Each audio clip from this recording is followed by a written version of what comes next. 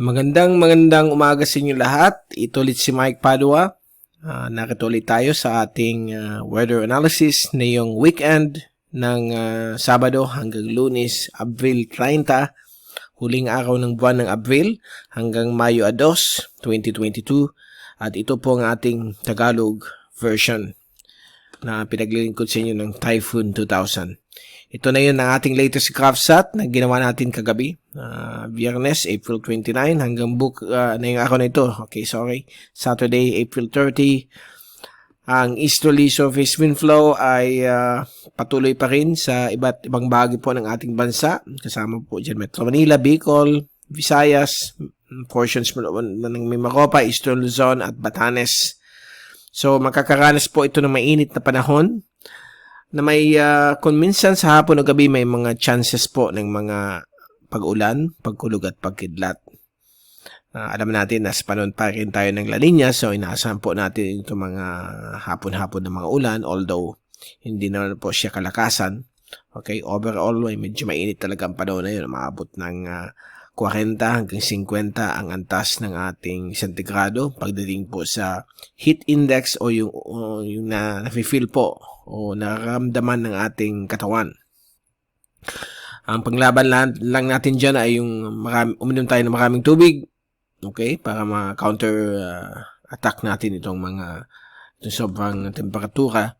So, para maiwasan po yung mga heat stroke, mga atake de corazon, pagtaas po ng high blood pressure. So, mag-ingat po tayong lahat.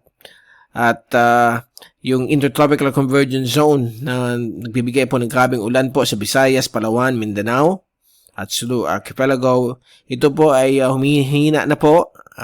Although nandiyan pa yung IDCZ, inaasahan pa yung mga thunderstorms na po sa Mindanao, Palawan. Ito po ay humihina na dahil yung si LPA 98W na dumaan po dito sa may south of Mindanao ay mabilis na kumilos papuntang Hilagang Kanluran at naglandfall na po sa may bahagi po ng Vietnam. So, nandiyan na po siya at inaasahan po itong malulusaw o magdi-dissipate sa susunod po ang 24 hanggang 48 oras. Nasa may Vietnam na po siya. So, wala na po itong pangamba sa ating bansa. Okay? So far, sa susunod na 5 araw, all clear po ang Western Pacific. Wala po tayong inaasahan na sama ng panahon na posibleng mamuo at posibleng mag-spoil sa ating eleksyon. Na alam natin na 9 days left. Mag-start na po ang ating importanteng eleksyon. So, vote wisely. Okay? Tandaan po natin ang susunod na leader. Dapat yung may confidence at siguradong magaling, okay, na magpatakbo ng ating bansa. At huwag niyong kalimutan yan, okay, kasi po ito po ang ating future ng ating bansa. At balik tayo dito sa ating panahon. So, inasahan po nating maganda po ang unang linggo ng Mayo. May mga konting ulan. Overall, may init ang panahon. So, huwag niyong kalimutan magdala ng payong para maiwasan po yung heat stroke. Uminom ng maraming tubig. Alam natin yung payong. Pag-protect rin yan, hindi lamang sa ulan, kundi laban sa sinag ng sobrang init ng haring araw. Okay, so iyan po ang ating latest sa GraphSat. Ito po yung fast animation. So, nakita po ninyo yung intertropical convergence zone all the way from Western Micronesia hanggang sa may Palawan at Mindanao. Ito po yung nalulusaw na yun as si 98W. Sa zoom-in satellite animation ng windy.com, kita po natin kahit na yung oras na ito, mga 1:45 AM, meron po tayong nakita mga naiiwan pong mga isolated rain showers and thunderstorms sa may Zamboanga Peninsula. Dito po sa may Oriental Mindoro, lalo na sa may Calapan, meron pong malakas na thunderstorm na galing po sa may Romblon. Nag-move po siya to the west dahil po pinupush po ng tinatawag nating hanging silanganin. Okay, pag ganyan po yung direction yan, kaya yung mga thunderstorms na namumuo ay gumagalaw pong pakanluran. At meron din po dito nagpaulan po sa may Kanluran, bahagi po ng Zambales at Western Pangasinan. Nasa may West Philippines na po siya. So far, yan po ang magiging takbo ng ating panahon. Mainit sa umaga, hapon o gabi, may mga chances po ng mga pag-ulan. But as the first week of May enters, may mga araw po tayong walang ulan. Okay? At ito po yung forecast sa ulan mula sa European model. Windy.com ang source. So, mamaya pong hapon, inaasahan po natin mga thunderstorms sa Mindanao at malilit na areas po sa iba't ibang bahagi ng ating bansa. So, dito sa Kabikulan, baka wala po may ulan na inaasahan. Linggo ng hapon, inaasahan pa rin natin mga thunderstorms lalo po sa may Mindanao, Palawan at Ilocos region. Okay? Ilocos Norte, Ilocos Sur, to be exact. At pagdating po ng Lunes po ng hapon, inaasahan pa rin natin mga thunderstorms sa Mindanao. Local convection po yan ang dahilan. At dahil po nasa La Nina, mas marami po mga ulan sa Mindanao. Dito rin po sa ibang portions po ng Palawan at Visayas. At itong area po ng Ilocos region, lalo na yung pinaka-northernmost part, kasama po ang Cordillera, ibang portions po ng Cordillera region, Kalinga, Apayao, Ilocos Norte, Ilocos Sur, Abra. May mga inaasahan po dyan mga localized thunderstorms dahil po sa pagdaan ng isang frontal system dito sa may north of Batanes. So, nagkakaroon po dyan ng influence or fringe effects itong frontal system. Kaya may mga thunderstorms po sa hapon o gabi. So, medyo unstable po dyan ang air masses. Bicol ay medyo okay po ang ating panahon hanggang Lunes. At kung fast forward natin hanggang sa Besperas po ng May 9 election o Philippine election. So, kita po natin dito na medyo okay naman po ang panahon, hapon-hapon. Lalo na yung mga nagtatanong sa Bicol. Ang ibang areas may mga isolated showers, thunderstorms, lalo na sa Luzon at Mindanao. So far, okay naman po ang ating panahon all the way hanggang May 8.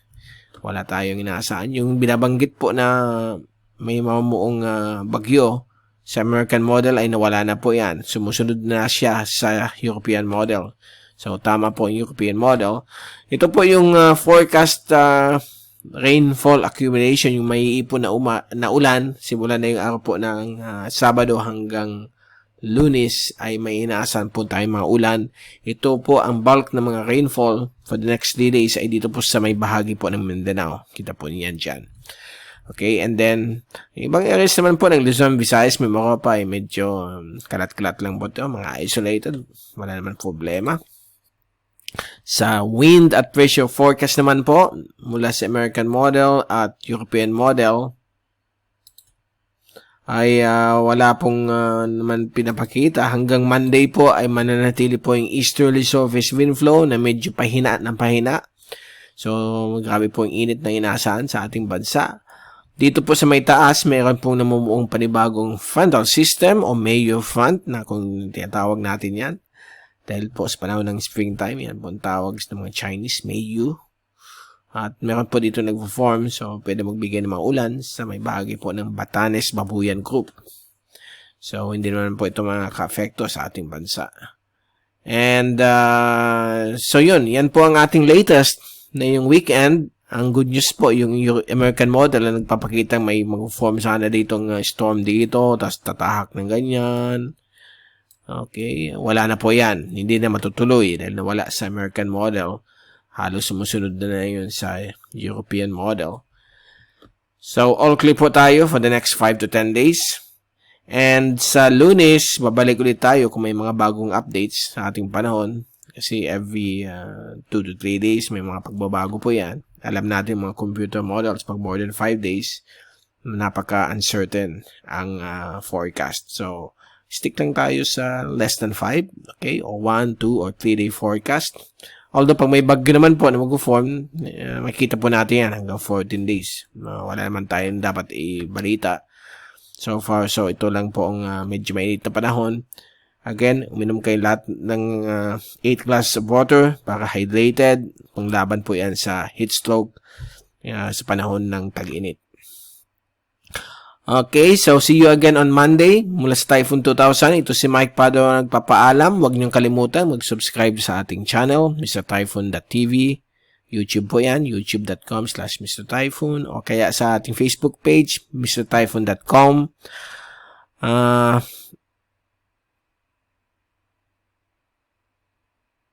Or www.facebook.com/MrTyphoon.